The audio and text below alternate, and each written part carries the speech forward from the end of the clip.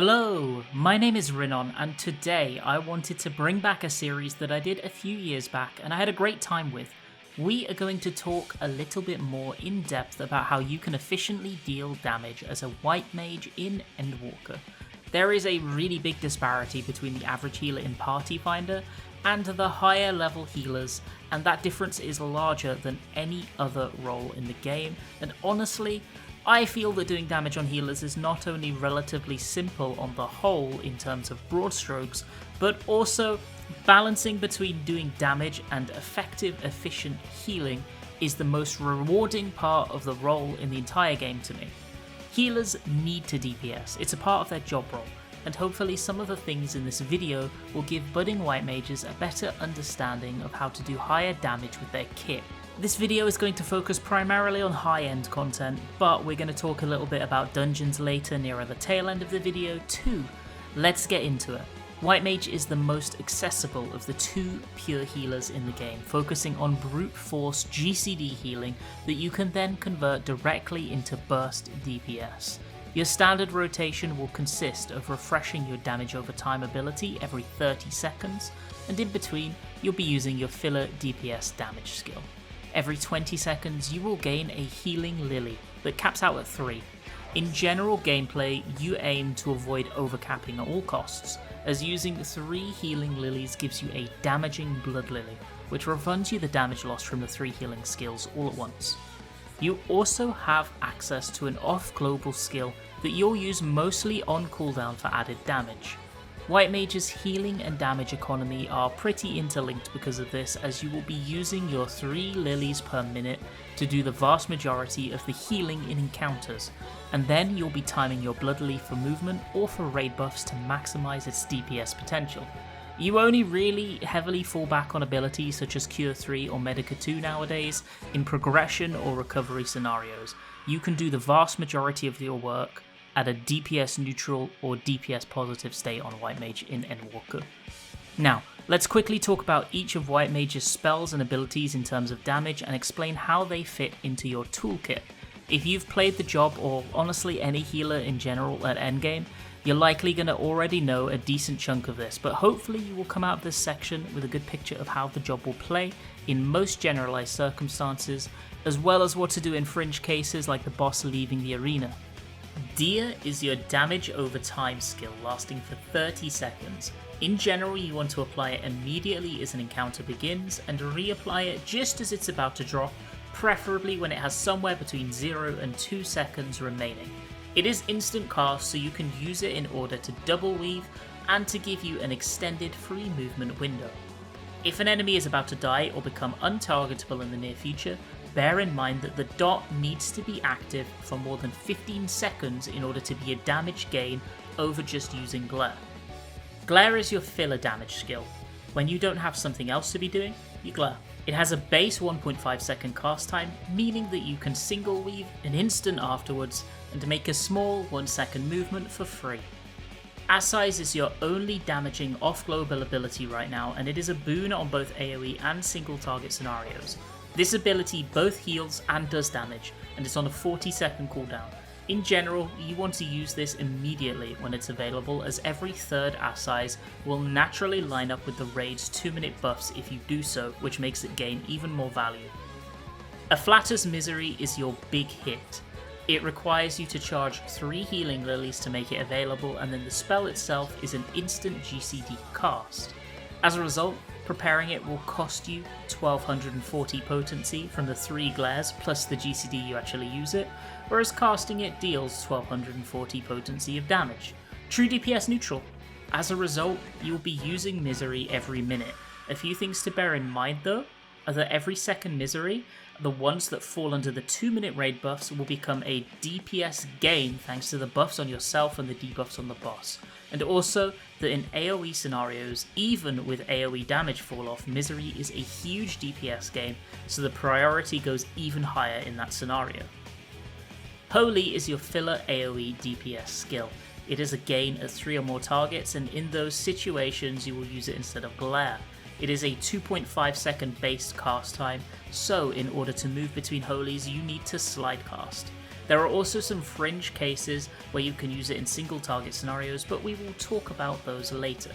Presence of Mind reduces your spell cast time, recast time, and auto attack delay by 20%, and it lasts for 15 seconds. It's a 2-minute cooldown, meaning that it will line up naturally with raid buffs from the start to the end of the fight from the rest of the raid, and in most cases it will also line up with your potion window.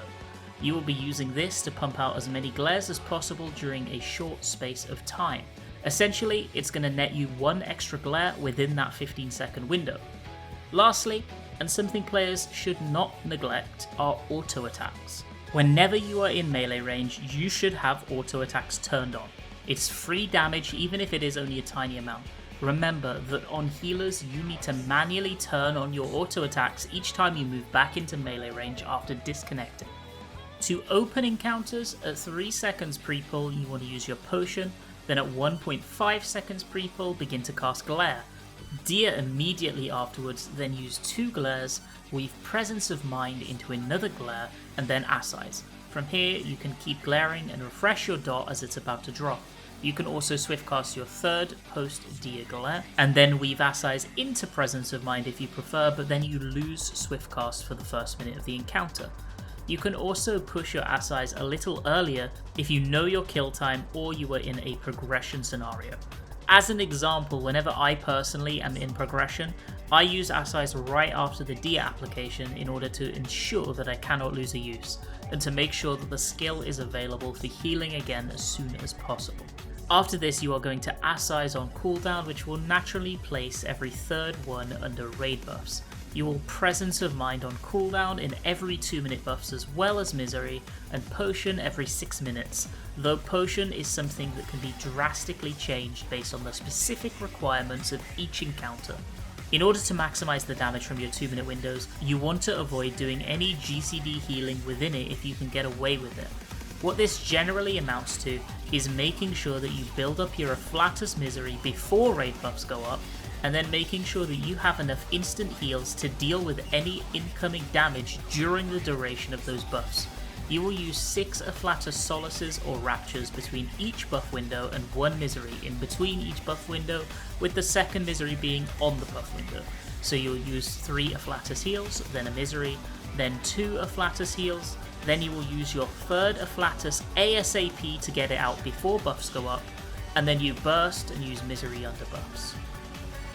Like most jobs in Final Fantasy XIV, it's imperative that you constantly roll your GCD on White Mage. Once you press one spell, you should immediately be hitting the key of the next spell to ensure that it casts instantly once your current one is over. Your goal is to have as much casting uptime as is possible based on the fight constraints. If you need to do healing GCDs, that is absolutely fine, they just replace a glare.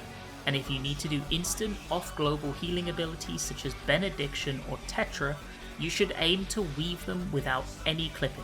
In Endwalker, White Mage has become much more user-friendly with the addition of the 1.5 second base cast time for Glare. Now, whenever you need to off-global heal, you can generally do so without too much difficulty or thought. Let's say you get into a situation where you want to put Asylum up for the raid.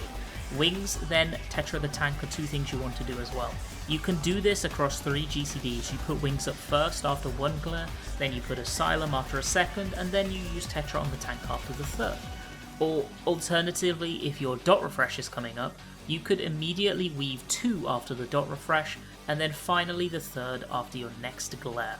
You can also hold on to Afflatus Misery or Rapture if you know that a double weave window is coming up in order to make sure that the healing and mitigation comes out quickly. Lastly, you could swift cast a glare to open up that additional double weave window should you require it. Always be thinking a little in advance about what weaves you need to do in the near future and when you need to do them a few at a time, the best order to actually use them in, and do whatever you can to gain maximum value from all your cooldowns. Another thing to bear in mind is movement, which is another category that White Mage has become much more lenient in compared to in previous expansions. Instead of only having access to free movement when you refresh Deer, or use Swiftcast and Afflatus spells, you now additionally have half a GCD of movement after every single glare. This means that if you have a little foresight, you can generally get through all but the fastest movement sections without using any instance for movement, just by inching your way over there in between glares. That said, one thing you're still going to need to learn how to do is how to slide cast when you are any job that has cast bars.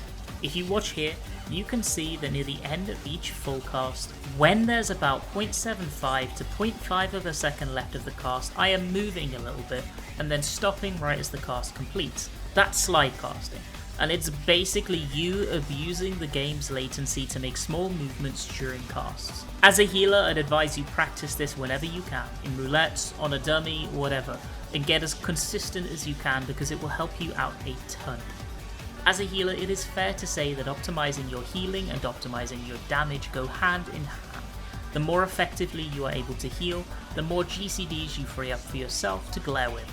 I will be releasing a separate video in the coming week that delves a lot more deeply into healing efficiently and how to deal with different types of incoming damage, judging when to sacrifice damage for party safety and when to rely on your instance. And I would recommend watching that too in order to obtain a full picture. But in this video, what I will discuss are your general healing priorities in regards to your abilities, which abilities should be your go-to, and which are reserved for progression or emergency scenarios. For general healing, you want to lean heavily on Afflatus Rapture, pairing it with Plenary Indulgence whenever the raid is low and it's available. A Plenary Rapture is just as strong as a Cure 3 but with extended range, so it's a very potent AoE heal, and as we have discussed before, it doesn't cost you damage to use.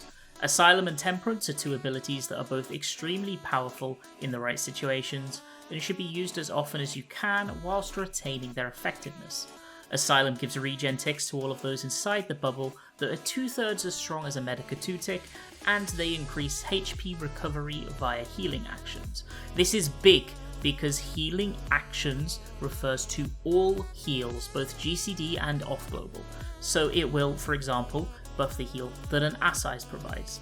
You can use it after a raid damage to let the regen slowly top the raid, and allow the tail end of Asylum to catch the shield buffs put up by the other healer. Or you can use it in tandem with Liturgy of the Bell to effectively deal with multiple hits. Temperance is a 10% damage mitigation, but also increases healing magic potency by 20%. This refers specifically to GCD healing, so whilst it's not going to buff your Assize, it will give you a 20% boost onto an Afflatus Rapture. Liturgy of the Bell is an insanely good skill, which makes sense as it's the level 90 White Mage capstone ability. You place it on the floor, and each time you, specifically you, the White Mage player, takes damage, it will also proc a 400 potency AoE heal up to 5 times. When it runs out, any remaining stacks will proc and heal for 50% value, 200 potency per stack. You can use it for multi-hit raid-wide damages, for when the rage is massively spread for mechanics thanks to its 30 Yalm range, which is 10 Yalms more than most of your AoE GCDs, or if you don't have to use it for a long time, you can use it for a big burst heal by manually proccing it. For single target scenarios, you have access to Divine Benison and Aqua Veil, which should be used regularly. Benison comes up so often that aside from using them on the tanks to help soak auto attacks and tank busters, you can also additionally put them on non-tank players that might be slightly lower than the rest of the party for an incoming hit. Tetra and Benediction are your single target heals, and while in the past many players may have held onto Benediction specifically for tanking vulnerabilities, you do not need to do that anymore whatsoever. Generally, for all tanks aside from Warrior, passive regens or a friendly Tetra will help them out of any leftover damage after their invulns, and Warrior has such strong self-healing that usually a Tetra and their EQ combined will sort them out too.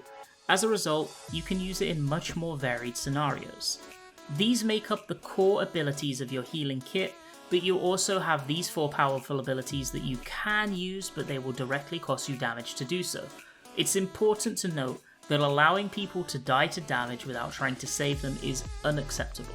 So sometimes as a healer, you just have to eat the loss and use these spells.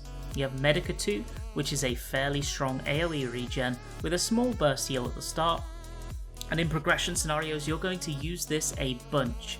It can be used to top the raid up after a hit, or for mechanical dances with major damage spikes, you can use this just before in order to provide the party a passive regen on top of any of the heals that they receive while they practice the mechanic. Cure 3 is your big boy 600 potency AoE heal, but it has a smaller range than every other heal in your library, so it really needs to be saved for situations where you can ensure a party stack. Regen is generally reserved for tanks or specific mechanics that target one player with repeated or heavy damage, and has definitely lost value over time as White Mage has gained more skills to deal with these problems. Medica exists, but thanks to Afflatus Rapture, its use cases are more and more becoming few and far between. Cure 2 has the same situation when it comes to single target healing, but one thing I do want to quickly mention is Cure. You might say Cure is useless, and in 99% of cases you would be right, but there is one very specific scenario that is a big help. Cure is a 1.5 second base cast, meaning that the cast goes off faster than a Cure 2 would. If you do not have an Afflatus or any other instant available, you have no swift cast, and you need to heal one specific player before an incoming damage, and you're on the last available moment of time before that hit goes out, well, Cure 1 could save your life and no other skill could. I feel like at this point, you probably have a good general idea of how to deal damage as a White Mage. You know the opener, the general rotation, and the basis of maximizing your damaging GCDs. So now let's delve a little bit deeper into a couple cool things that you can do with the job, situationally, to maximize your potential. One thing is to optimize your Lily management as much as possible. I mentioned before that Misery is DPS neutral generally, and DPS positive under raid buffs, but depending on the encounter, you could obtain a Misery free of charge. Let's use P9S from the current raid tier as an example.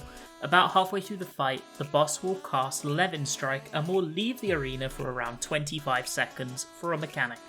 Because you are unable to target the boss, any lilies that you generate here will not cost you potency whatsoever, so you want to use this time to build 3 lilies and generate a Misery ready for when the boss returns. Whenever you know there is an incoming downtime in an encounter, try and stockpile, say, 2 lilies and use them while the boss is away, with the 3rd ideally generating during the downtime, which you then use too. Additionally, when a fight is close to ending, you want to try and ensure that you have no partially capped Blood Lily.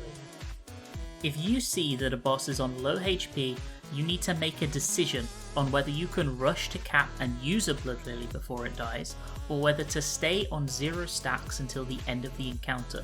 Anything else will result in a loss of damage. Next, let's talk about Holy. There are actually 2 scenarios in which Holy can be a damage gain on single target, and you should learn them so that you can implement them at your discretion. Firstly is directly as downtime is about to end. If you precast Holy right before the boss returns, having the cast end the split second after an enemy becomes targetable, you're going to hit them for a free 150 potency.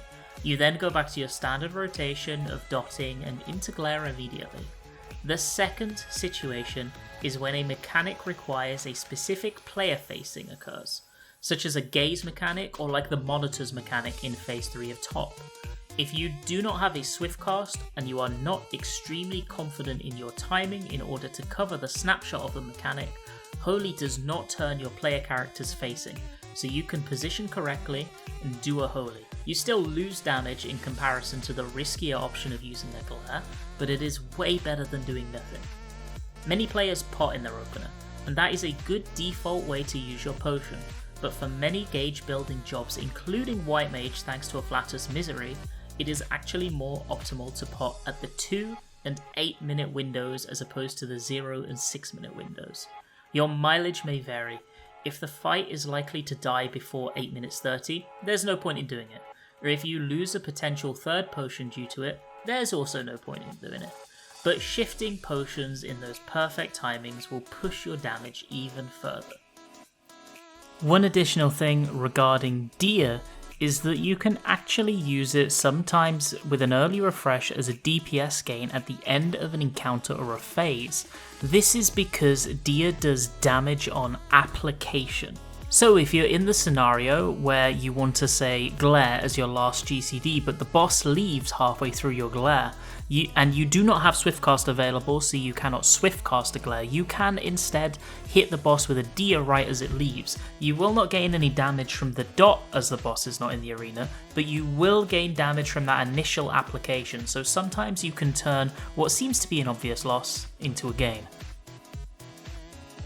In AoE situations such as dungeons, White Mage's damage priorities change dramatically. On 1 or 2 targets, you will still be wanting to Dia both of the targets and spam glare on your enemy of choice, making sure to focus whichever one has raid buffs on them, and if one does, that is. But often dungeons throw more enemies at you over an extended period of time. In these situations, you want to swap over to holying the ads and doing your best to line Presence of Mind up with mob packs. Being able to use Presence and Holy spam on 10 plus enemies is such a large DPS gain than saving it for a boss, and it will definitely shave seconds off of your group's run. Misery is also absolutely huge here, and you ideally will be able to Misery every single mob pack after the first one by building up your lilies in between pulls. So here's what I generally do in dungeons. Pre-pull regen the tank, give him Benison, put Dia on as many mobs as possible while the tank is still pulling and positioning. As I see the positioning is about to stop moving and the mobs are about to become still, I would Dia into Swiftcast, Holy the middle of the mob pack. Then, I weave Presence of Mind or Thin Air if I have it and proceed to spam Holy. If I have Misery, I will use it here too. The stun from the Holy allows you to keep DPSing even longer, and if the DPS in the group are proficient, often the tank can avoid needing a single heal. If he needs healing, however, prioritize off globals like Tetra and Benediction first to allow you to keep holying more. It's really important to note that Dia is technically a damage gain over Holy up to 6 or 7 targets, as long as the dot ticks for the full duration on all enemies. So keep track on if you have a particularly slow dungeon run, because it may be worth continuing to apply Dia, or maybe 2 or even 3, even after the mob packs have been grouped up. I really hope that some of these tips were useful. You may have some damage optimizations for White Mage of your own that you'd like to contribute. If so, please, I'd love to hear from you in the comments section. Later this week, I'll also be releasing a video focusing on how to heal more efficiently as a White Mage. So if you found this video helpful at all, I would love it if you checked out that one as well when it releases. Thank you so much for watching, friends. Have a fantastic rest of your day. Have a good one.